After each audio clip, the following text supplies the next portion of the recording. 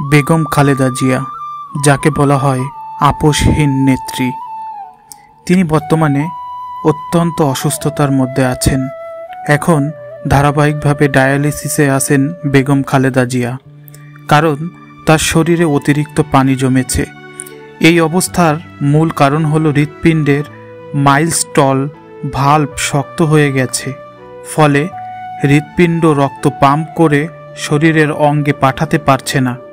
Pump করার সময় রক্ত ভাল্ব দিয়ে লিক করে শরীরে থেকে যাচ্ছে, যা থেকে ওনার ডান দিকের হার্ট ফেইলিওরের ঝুঁকি সৃষ্টি হয়েছে। এর পাশাপাশি তিনি সংক্রমণজনিত সেপসিসে আক্রান্ত হওয়ায় প্রাণঘাতী এক জরুরি অবস্থা সৃষ্টি হয়েছে, যে পরিস্থিতিতে সংক্রমণের বিরুদ্ধে ওনার শরীর অত্যাধিক ও ক্ষতিকর প্রতিক্রিয়া দেখাচ্ছে। এর ফলে তার গুরুত্বপূর্ণ অঙ্গগুলো অচল হয়ে পড়ার মতো মারাত্মক ঝুঁকির মুখে পড়েছে।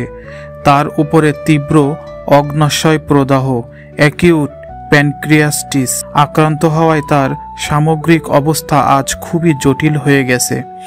এমন অবস্থায় সারা দেশবাসী, গণতন্ত্র প্রেমী মানুষরা, স্বদেশের সকল মানুষ তার সুস্থতার জন্য দোয়া করছেন।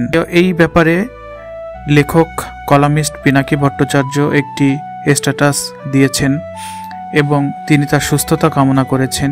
সেই সঙ্গে তারেক রহমানকে দ্রুত দেশে ফিরে আসার আহ্বান জানিয়েছেন। তো আমরা গণতন্ত্রের নেত্রী বেগম খালেদা জিয়ার জন্য সবাই দোয়া করব, আল্লাহ পাক যেন তাকে সুস্থ করে দেন, তিনি যেন আমাদের মাঝে ফিরে আসেন। আমরা তার জন্য দোয়া করি, আল্লাহ পাক তার নেক হায়াত দান করুন। ধন্যবাদ।